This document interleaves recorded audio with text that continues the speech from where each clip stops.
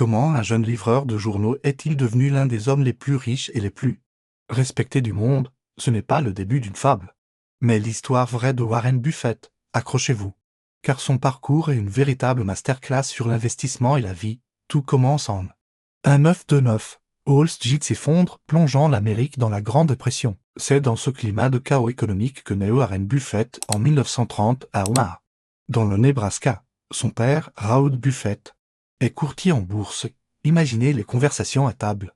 Le jeune Warren est littéralement bercé par les fluctuations du marché, et il développe très tôt un don pour les chiffres et les affaires, dès son plus jeune âge. Warren n'est pas un enfant comme les autres, alors que ses camarades jouent aux billes, lui. Il cherche des moyens de gagner de l'argent. Il vend des Wingom, des magazines, et même des bouteilles de Coca-Cola en porte-à-porte, à 11 ans.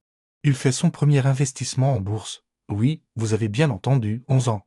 Il achète 3 actions de City Service pour lui et 3 pour sa sœur. L'action chute, puis remonte. Warren, impatient, les revend dès qu'il réalise un petit bénéfice. Quelques jours plus tard, l'action s'envole littéralement. C'est sa première grande leçon. Et peut-être la plus importante, la patience est la clé du succès en investissement. Il se jure de ne plus jamais se précipiter. Enfant, il se fixe un objectif ambitieux, devenir millionnaire avant ses 30 ans. Il livre des journaux, installe des flippés dans des salons de coiffure et à l'adolescence. Il a déjà accumulé une petite fortune, l'équivalent de plusieurs dizaines de milliers de dollars aujourd'hui. Il dévore les livres sur l'investissement et tombe sur un ouvrage qui va changer sa vie, L'investisseur intelligent de Benjamin Graham. Benjamin Graham, c'est le pape de l'investissement value. Sa philosophie est simple, acheter une entreprise pour ce qu'elle vaut réellement, pas pour le prix que le marché lui donne. C'est le concept de la marge de sécurité. En gros, acheter $1 pour 50 centimes. Pour Buffett, c'est une révélation. Il postule à la Columbia Business School uniquement pour suivre les cours de Graham. Il est le seul étudiant à obtenir la note A+ dans sa classe, après ses études. Il veut travailler pour son mentor, mais Graham refuse. Il a une règle, ne pas embaucher d'étudiants, même les plus brillants. Buffett ne se décourage pas. Il retourne à Omaha et travaille comme courtier. Il continue d'appliquer les principes de Graham, affinant sa stratégie. Finalement, sa persévérance paie. Quelques années plus tard, Graham l'appelle et lui propose un poste. C'est le début d'une collaboration qui va façonner le futur oracle d'Omaha. Travailler aux côtés de Graham a une expérience formatrice. Buffett apprend à analyser les bilans financiers en profondeur, à dénicher des entreprises sous-évaluées que personne ne regarde. Mais il réalise aussi les limites de l'approche purement quantitative de Graham. Il commence à comprendre l'importance de la qualité d'une entreprise, son management, sa marque, son avantage concurrentiel durable. En 1956, à l'âge de 26 ans, Warren Buffett décide de voler de ses propres ailes. Il retourne à Omaha et lance son propre fonds d'investissement, Buffett Partnership. Il lève de l'argent auprès de sa famille et de ses amis, promettant de battre le marché. Et il tient sa promesse, pendant plus d'une décennie. Ses performances sont exceptionnelles, bien supérieures à celles du Dow Jones. Il applique rigoureusement sa méthode, acheter des entreprises formidables à des prix raisonnables. C'est là qu'intervient une entreprise qui va devenir le pilier de son empire. Berkshire Hathaway, à l'origine, c'est une entreprise textile en difficulté. Buffett commence à acheter ses actions parce qu'elles se vendent bien en dessous de leur valeur comptable. C'est un pur investissement à la Graham. Mais au fil du temps, il se rend compte que le secteur du textile est condamné, plutôt que de s'acharner. Il prend une décision radicale. Au lieu de liquider l'entreprise, il va utiliser ses flux de trésorerie pour acheter d'autres sociétés, bien plus prometteuses. Berkshire Hathaway devient alors son véhicule d'investissement. Il ne produit plus de chemises, mais il achète des compagnies d'assurance, des banques, des journaux. C'est un coup de génie. Il transforme une vieille usine mourante en une holding diversifiée, surpuissante, puis vient le tournant d'un 988, après des décennies à chercher des entreprises solides mais méconnues. Buffett s'intéresse à une marque que tout le monde connaît, Coca-Cola. Pourquoi? Le krach boursier de 1987, le fameux lundi noir, a fait chuter le cours de l'action. Pour beaucoup, c'est la panique. Pour Buffett, c'est une opportunité en or. Il analyse l'entreprise non pas comme une simple action, mais comme un business. Il voit une marque iconique, reconnue dans le monde entier. Il voit un produit simple, addictif, avec des coûts de production bas et une distribution planétaire. Il voit une entreprise avec un avantage concurrentiel quasi indestructible. Les gens boiront du Coca-Cola qu'il fasse beau, qu'il pleuve, que l'économie soit en boom ou en crise. Alors que Wall Street panique, Buffett investit massivement. Il achète pour plus d'1 milliard de dollars d'actions Coca-Cola. Ce qui représente à l'époque une part énorme de son portefeuille. Beaucoup le croient devenu fou. Mais il applique simplement sa philosophie « ayez peur quand les autres sont avides. Et soyez avides quand les autres ont peur ». Cet investissement est l'un des plus rentables de l'histoire. Il illustre parfaitement l'évolution de sa pensée. Il ne cherche plus seulement des entreprises bon marché, mais des entreprises exceptionnelles. C'est le passage de la philosophie de Graham à celle de Buffett. Influencé par son partenaire Charlie Munger, il vaut mieux acheter une entreprise formidable à un prix juste qu'une entreprise juste à un prix formidable. L'histoire de Warren Buffett n'est pas seulement une histoire d'argent, c'est une histoire de discipline, de patience et de bon sens. Il vit toujours dans la même maison qu'il a achetée dans les années 50, conduit une voiture modeste et prend son petit déjeuner chez McDonald's. Sa plus grande richesse, dit-il, c'est le temps et la liberté de faire ce qu'il aime, lire, apprendre et analyser des entreprises. De ses débuts comme livreur de journaux à la tête de Berkshire Hathaway, son parcours nous enseigne que l'investissement n'est pas une question de formules complexes ou de paris risqués. C'est l'art de comprendre la valeur réelle des choses et d'avoir la patience d'attendre que le marché le reconnaisse, une leçon intemporelle, aussi pertinente aujourd'hui qu'à l'époque de la Grande Dépression. Merci d'avoir regardé cette vidéo. Si l'histoire de Warren Buffett vous a inspiré, n'hésitez pas à laisser un pouce bleu et à vous abonner pour ne pas manquer nos prochaines explorations dans le monde des grands esprits qui ont façonné notre économie. À très bientôt. Les années 1970 sont difficiles pour Wall Street, mais parfaites pour Buffett, pendant que d'autres paniquent face à l'inflation et aux crises pétrolières. Il achète méthodiquement des parts dans des entreprises extraordinaires à des prix extraordinaires. En 1973, il achète le Washington Post pour 10 millions de dollars. L'entreprise valait au moins 400 millions. Katharine Graham, la propriétaire, devient une alliée de longue date. En 1977, il achète le Buffalo News. En 1983, il acquiert Nebraska Furniture Mart, puis VNC's Candy, une fabrique de chocolat qu'il paie 25 millions de dollars et qui générera plus d'1 milliard de P millions 100 000 sont cumulés. Mais son coup de génie absolu arrive en 1988, Coca-Cola. Après le krach boursier de 1987, Buffett investit plus d'1 milliard de dollars dans Coca-Cola, achetant 7% de l'entreprise. Aujourd'hui, cet investissement vaut plus de 20 milliards de dollars et génère des dividendes annuels de 700 millions. Les décennies de sagesse 1990, les années suivantes consolident sa légende. Il investit dans Gillette, American Express, Wells Fargo, et plus tard dans Apple, devenant le plus gros actionnaire individuel de la marque à la pomme. Sa formule reste inchangée, chercher des entreprises avec des fossés économiques, des avantages compétitifs durables que les concurrents ne peuvent pas copier facilement, payer un prix juste, jamais excessif, et surtout, garder ses investissements pendant des décennies. Il refuse d'investir dans la bulle Internet des années 1990, ce qui lui vaut des critiques féroces. Je n'investis que dans ce que je comprends, répète-t-il quand la bulle explose en 2000. Buffett a raison, encore une fois, pendant la crise financière de 2008, alors que le système bancaire mondial s'effondre. Buffett devient le sauveur en dernier recours. Il investit 5 milliards dans Goldman Sachs, 3 milliards dans General Electric, sauvant ces géants de la faillite tout en négociant des conditions exceptionnellement favorables. Revenons sur ce moment crucial où Warren découvre Benjamin Graham. Qu'est-ce que l'investissement de valeur exactement? L'investissement de valeur repose sur un principe simple mais puissant, acheter des actifs pour moins que leur valeur intrinsèque. Imaginez que vous voulez acheter une boulangerie dans votre quartier. Vous n'allez pas simplement regarder combien d'autres boulangeries se vendent cette semaine.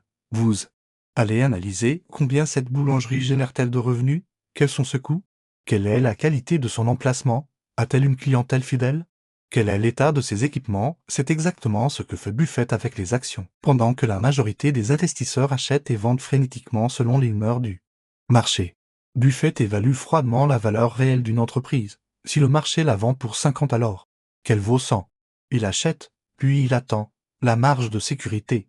Graham enseigne à Buffett le concept de marge de sécurité. N'achetez jamais quelque chose à sa juste valeur. Exigez une décote significative de 30%, 40%, voire 50%.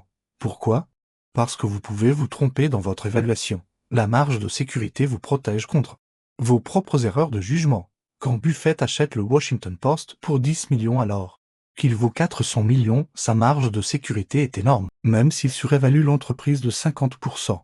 Il fait toujours une affaire extraordinaire. Application pratique avant d'acheter une action. Demandez-vous à quel prix cette entreprise devrait-elle se vendre en se basant sur ses fondamentaux réels, si le prix du marché est significativement inférieur. Vous avez trouvé une opportunité. Concept 2. Les fossés économiques. Pourquoi Buffett investit-il dans Coca-Cola et pas dans une entreprise de soda inconnue? Les fossés économiques. Un fossé économique est un avantage compétitif durable qui protège les profits d'une entreprise contre la concurrence. Pensez aux châteaux médiévaux entourés de douves remplies d'eau.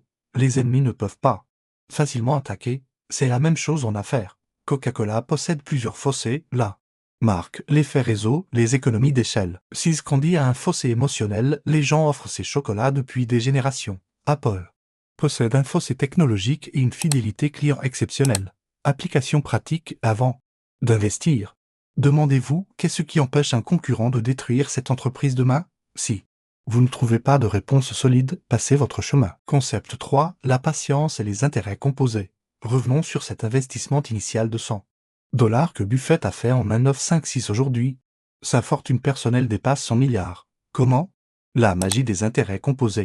Albert Einstein aurait dit « Les intérêts composés sont la 8e merveille du monde. Celui qui les comprend les gagne. Celui qui ne les comprend pas les paie. » Voici la formule que Buffett a appliquée pendant 70 ans à un rendement annuel moyen de 20% sur Berkshire Hathaway. Le temps est votre plus grand allié.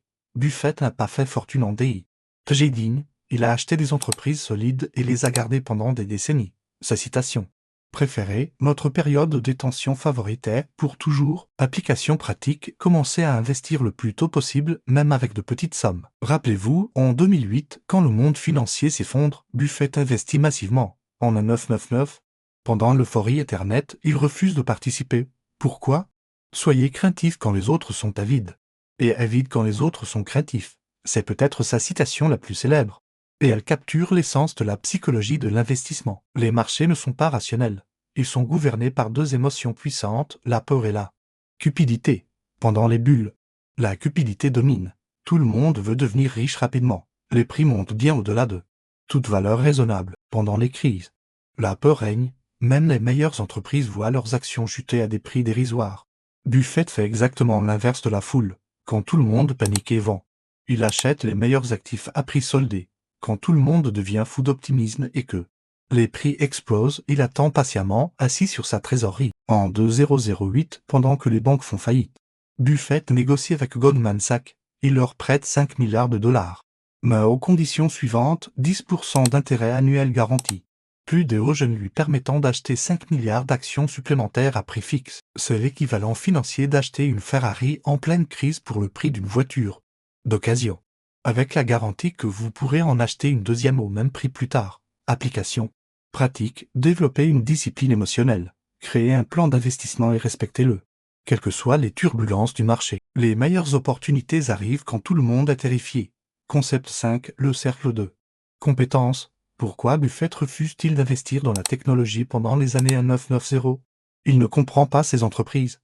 N'investissez jamais dans une entreprise que vous ne comprenez pas. Buffett appelle cela le cercle de compétences. Imaginez un cercle qui contient tout ce que vous comprenez vraiment. À l'intérieur, vos domaines d'expertise. À l'extérieur, tout le reste. La clé n'est pas d'avoir le plus grand cercle. La clé est de connaître exactement les limites de votre cercle et de n'investir qu'à l'intérieur. Buffett comprend les assurances, les banques, les biens de consommation, les médias. Il n'a jamais compris la biotechnologie ou les semi-conducteurs. Alors il n'y touche pas. Ironiquement, quand il investit finalement dans Apple en 2016, ce n'est pas en tant qu'entreprise technologique, c'est en tant qu'entreprise de biens de consommation avec une marque exceptionnelle et une fidélité client unique. Il comprend ce business model. Application pratique, n'investissez pas dans quelque chose parce que tout le monde en parle ou parce que ça monte, investissez uniquement dans des secteurs et des entreprises dont vous comprenez vraiment le modèle économique. Concept 6, la valeur du temps versus l'argent. Une histoire révélatrice, Buffett vit toujours dans la même maison qu'il a achetée à Omaha en 1958 pour 31,50 $. Il ne possède pas de yacht, pas de propriétés multiples, il conduit des voitures ordinaires. Mais ce n'est pas de l'avarice, c'est une compréhension profonde du coût d'opportunité. Chaque dollar dépensé en luxe superflu est un dollar qui ne peut pas être investi, et un dollar investi avec un rendement de 20% à rang devient 38 $ en 20 ans. Quand Buffett regarde une Ferrari à 200 $, il ne voit pas une voiture, il voit 7,6 millions de dollars dans 20 ans. Est-ce que cette voiture vaut vraiment 7,6 millions? Cette mentalité est fondamentale pour construire la liberté financière. Application pratique. Avant tout achat important, demandez-vous si j'investissais cet argent plutôt que de le dépenser. Quelle serait sa valeur dans 10, 20,00130 ans? Cette perspective transforme vos décisions de consommation. Récapitulons les principes qui ont fait de Warren Buffett l'investisseur le plus prospère de l'histoire. 1. Investissez dans la valeur. Pas dans les tendances. Analysez les fondamentaux des entreprises. Cherchez celles qui sont sous-évaluées par rapport à leur valeur réelle. N'achetez jamais quelque chose simplement parce que le prix monte. 2. Exigez une marge de sécurité.